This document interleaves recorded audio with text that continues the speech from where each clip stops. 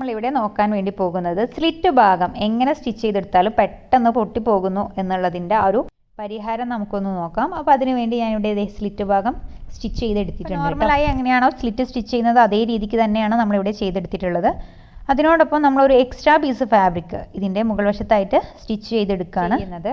അപ്പോൾ അതിന് വേണ്ടി ഒരു 1.5 ഇഞ്ചോളം നീളവും വീതിയുള്ള ഒരു സ്ക്വയർ പീസ് എടുത്തിട്ടുണ്ട്. ശേഷം ഈ ഒരു ഫാബ്രിക് പീസിനെ നമുക്കിത് ഇതുപോലെ ഒന്ന് മടക്കി എടുക്കണം. ഇതിപ്പോൾ 1 ഇഞ്ച് വീതിയുള്ള ഒരു ബോക്സ് പീസാക്കിയിട്ട് നമുക്കൊന്ന് മടക്കിയെടുക്കണം. കണ്ടില്ലേ? ശേഷം നമ്മുടെ സ്ലിറ്റിൻ്റെ മുകൾ വശത്തേക്കായി ചേർത്ത് വെച്ചിട്ട് ഇതിൽ നിന്ന് പതിച്ച് സ്റ്റിച്ച് ചെയ്തെടുക്കുകയാണ് ചെയ്യുക കേട്ടോ. അത്രമാത്രം നമ്മളിവിടെ ഒന്ന് ചെയ്ത് കൊടുക്കുന്നുള്ളൂ. അപ്പോൾ ഇരുവശങ്ങളും സ്ലിറ്റ് സ്റ്റിച്ച് ചെയ്തതിന് ശേഷം ഈ ഒരു മെത്തേഡിൽ നമുക്കിവിടെ ഒന്ന് സ്റ്റിച്ച് ചെയ്തെടുക്കാവുന്നതാണ്. അപ്പോൾ നമ്മുടെ സ്ലിറ്റിൻ്റെ ഒരു ഭാഗം ഓപ്പൺ ആക്കി വെച്ചെടുക്കുക.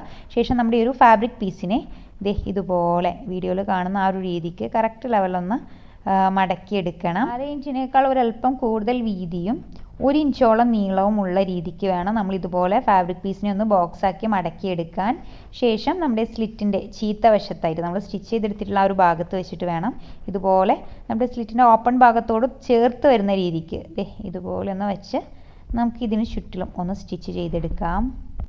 അപ്പോൾ ഈ ഒരു രീതിയിൽ ഞാനിവിടെ ഒന്ന് ഈ ഒരു ഫാബ്രിക് പീസിനെ ജസ്റ്റ് ഒരു ബോക്സാക്കി മടക്കി ചുറ്റിലും സ്റ്റിച്ച് ചെയ്തെടുക്കുന്നുണ്ട്. അപ്പോൾ നമ്മൾ എവിടെ നിന്നാണോ സ്റ്റിച്ച് ചെയ്ത് തുടങ്ങിയത് ആ ഒരു ഭാഗത്തേക്ക് തന്നെ വീണ്ടും ഒന്ന് സ്റ്റിച്ച് ചെയ്ത് നിർത്തിയെടുക്കുന്നതാണ് കേട്ടോ നല്ലത്. അപ്പോൾ ഈ ഒരു രീതിയിലാണ് നമുക്ക് കിട്ടിയിട്ടുണ്ടാവുക. കണ്ടില്ലേ?